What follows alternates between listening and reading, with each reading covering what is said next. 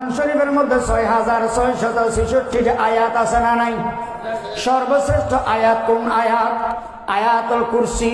আয়াতুল কুরসি এমন শ্রেষ্ঠ আয়াত, আল্লাহ রাসূল সাল্লাল্লাহু আলাইহি ওয়াসাল্লাম বলেন, ৫ ওয়াক্ত নামাজের পরে আয়াতুল কুরসি যদি আমার কোন উম্মত পড়ে, এই আয়াতটা যদি পড়ে, এভাবে মরতে দেরি আল্লাহ তাআলা তার কবরকে জান্নাতের বাগান বানাতে দেরি করবেন না। বলেন না সুবহানাল্লাহ।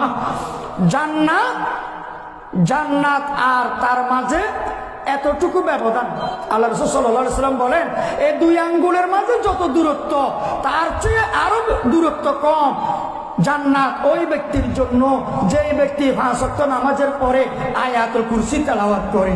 সুবহানাল্লাহ। তেলাওয়াত করব তো ইনশাআল্লাহ, কি বলেন? পরে মুসলমান ঘর থেকে বের হওয়ার সময় আয়াতুল কুরসি যদি তেলাওয়াত করে বের হন,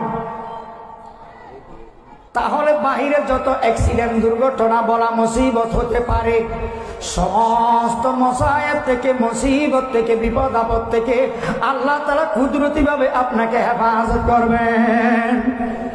ঘরে ঢুকার সময় যদি আপনি আয়াতুল কুরসি তেলাওয়াত করেন, ওই ঘরের মধ্যে আল্লাহ তাআলার রহমত, আল্লাহ তাআলার সকিনা, আল্লাহ তাআলার মায়া দয়া অসংখ্য অফুরন্ত নাজিল হতেই থাকবে। বলেন সুবহানাল্লাহ।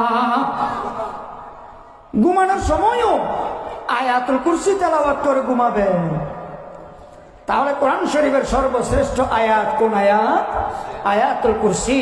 হ্যাঁ, আরেকটা সূরা আছে, এই সূরাকে বলা হয় উম্মুল কোরআন।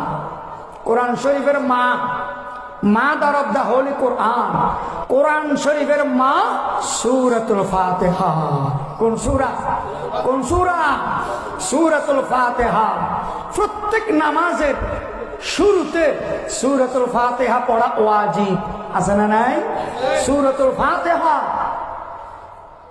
আপনার আমার পেটে ব্যথা করলে, পেটের যন্ত্রণা বেড়ে গেলে হুজুরের কাছে দৌড়ি, হুজুর একটু পানি পরাই দেন। ফার্মেসিতে গিয়ে পেটে ব্যথার ওষুধ খাই কি খাই না, ডাক্তারের কাছে যায়। ওরে মুসলমান, ওখানে এখানে দৌড়াদৌড়ি করার আগে সূরাতুল ফাতিহা বিসমিল্লাহ বলে ৭ বার তেলাওয়াত করবেন।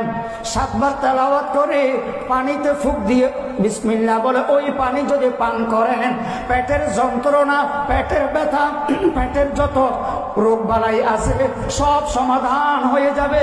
আল্লাহ তাআলা পেটের সকল মুসিবত দূর করে দিবেন। সুবহানাল্লাহ বলেন। এটা